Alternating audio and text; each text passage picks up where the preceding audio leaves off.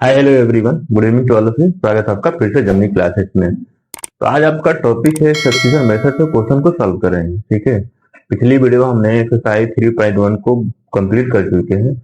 तो आपको भी क्या सब्स्टिट्यूशन मेथड समझने में क्या कहीं तकलीफ होती है या कोई दिक्कत होती है, तो इस वीडियो में बिल्कुल स्टेप बाय स्टेप समझाया जाएगा। ठीक है, आप बिल्कुल 6 से 7 मिनट हमको दीजिए और मैं बिल्कुल स्टेप बाय स्टेप आपको समझाऊंगा। ठीक है, कि सब्स्टिट्यूशन मेथड को सॉल्व कैसे करते हैं। ठीक है, आइए एक्सरसाइज 3.2 के पहले क्वेश्चन से स्टार्ट करते हैं। ठीक है, यहाँ मिस्टेक हो गया, यहाँ इक्वेशन है। ठीक, क्वेश्चन देखिए, सवाल है, क्वेश्चन है कि solve the following pair of linear equation by the substitution method. Substitution method से सॉल्व करिए लीनियर पेयर को। ठीक है, आपके सामने दो लीनियर पेयर इक्वेशन दिया रहेगा। ठीक है, जैसे यहाँ दिया हुआ है। ठीक है, तो सबसे पहला काम आप उसको अगर ऑलरेडी सिंप्लीफाई देख करके दिया रहेगा तो सिंप्लीफाई, ठीक है, इक्वेशन मान लीजिएगा।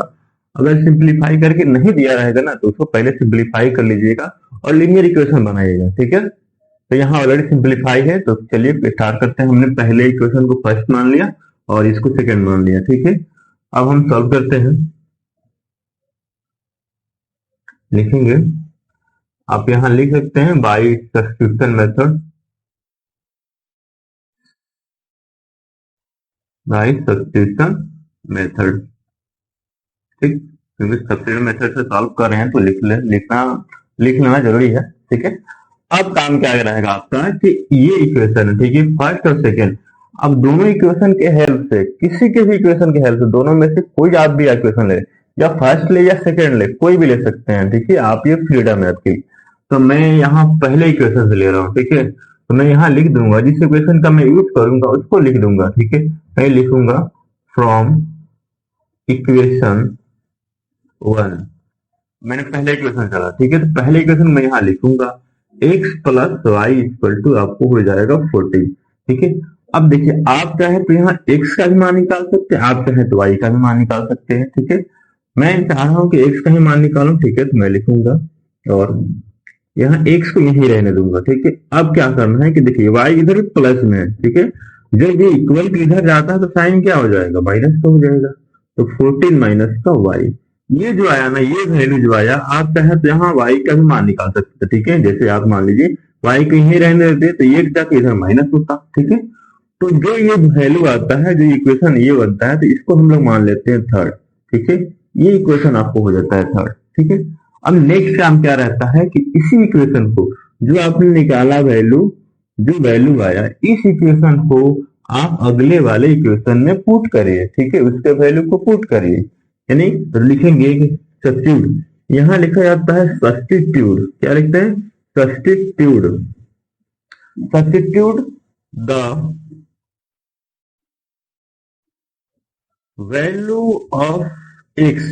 एक्स का मान निकालना है तो एक्स का निकालते, अगर आप वाई का मान निकालते तो वाई का लिखते हैं। यहाँ पे substitute the value of x in equation, कहाँ कर रहे हैं, in equation, in equation second, पहले जिस इक्वेशन से निकाले उसको छोड़ के अगले वाले इक्वेशन में पुट करिएगा। ठीक है, चलिए लिखते हैं सेकेंड इक्वेशन जो है x minus y equal to 4 है। ठीक है, तो हमें यहाँ मान रखना है। ठीक है, तो लिखेंगे और x जगह पे क्या है, 14 माइनस वाई, तो लिखेंगे 14 माइनस वाई, और यहाँ ऑलरेडी माइनस वाई है तो y इक्वल टू 4।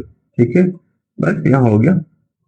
अब देखिए, ये एक वेरिएबल है माइनस का वाई, एक है माइनस का वाई, तो ऐड हो जाएगा तो क्या हो जाएगा, 14 माइनस का 2y। ठीक है, और ये हो जाएगा 4।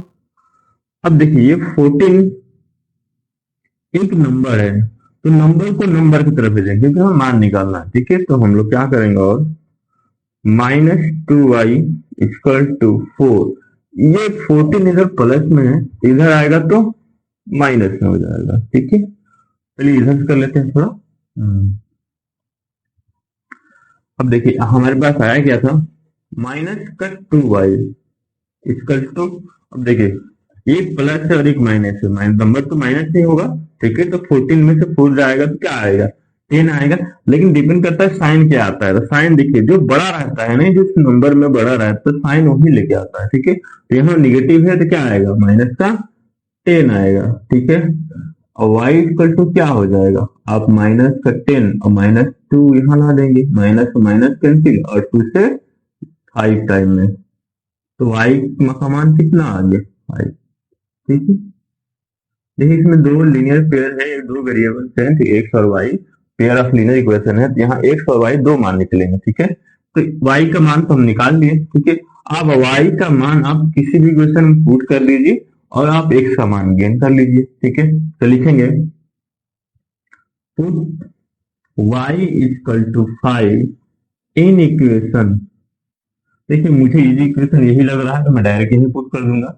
Put y equal to 5 in equation third में पुट कर रहा हूं, तो पहले थर्ड इक्वेशन को मैं लिखूंगा। थर्ड इक्वेशन हमने क्या लाया था, x equal to 14 minus y.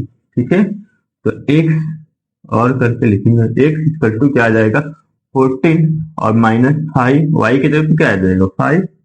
ठीक है, तो x इक्वल टू और तो y इक्वल टू क्या आ जाएगा 9। ठीक है, तो x का मान क्या आ गया 9 आ गया।